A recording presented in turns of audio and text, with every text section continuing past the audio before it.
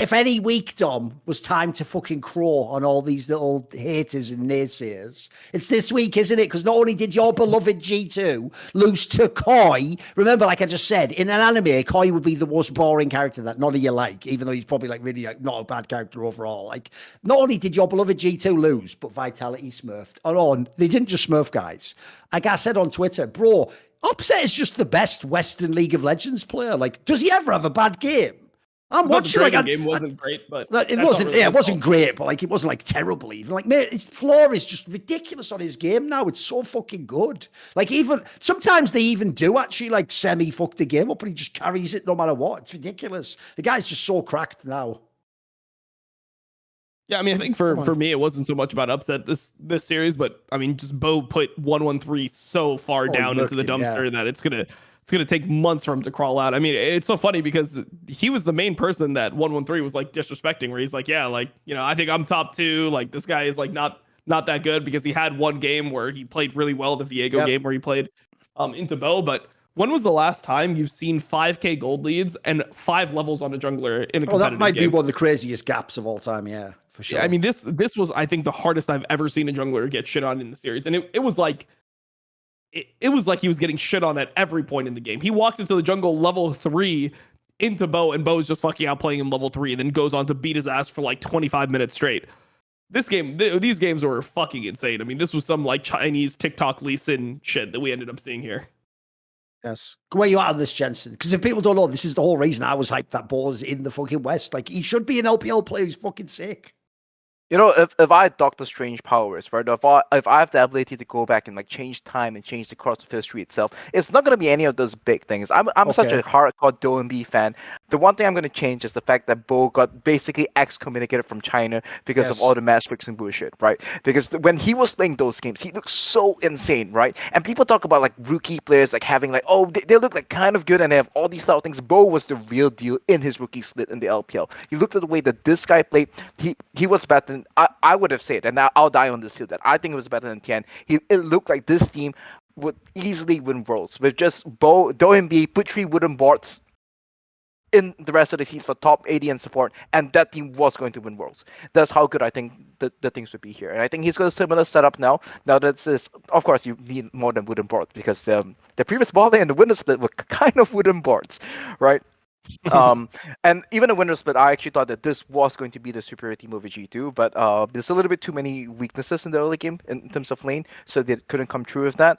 And I think that even now, with like bringing Upset in this, the whole question of like, okay, so now you guys have the super team. Who do we play towards? Do we want to play a more jungle carry kind of strategy, like towards more perks, towards more of mid jungle with perks and Bo being the focus, or do we want to play more towards like Upset and having Upset being playing the Zaris and all these hyper carries as well? And I think that it's flexibility is good, but it also can be a curse, right? Especially with the super teams, especially when things start to go downhill, and then it's very easy to erode the trust amongst the members.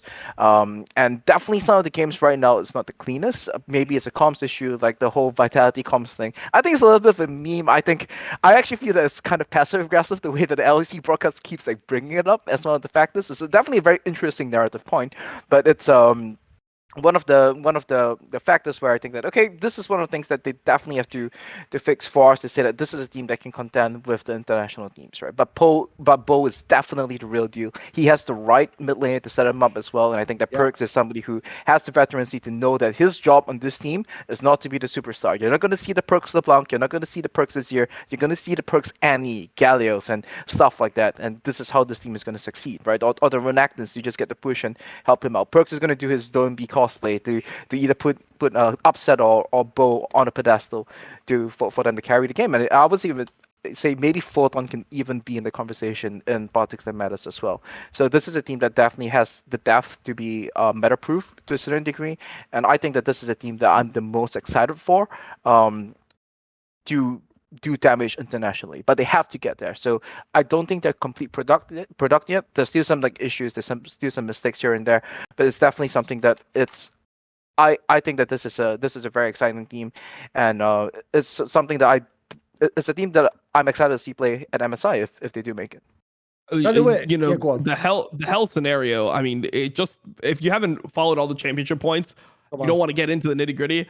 The main hell scenario is you have to pray to God if you like EU that Mad Lions doesn't end up beating Fnatic and Astralis.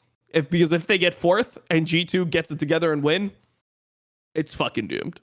Mad Lions is going to MSI. So that's the main thing that people just need to be aware of, that, you know, if you like Vitality, you got to hope that either G2 doesn't make it and G2 doesn't get it together, or that Mad Lions just completely falls apart in these best of threes, because it's yeah.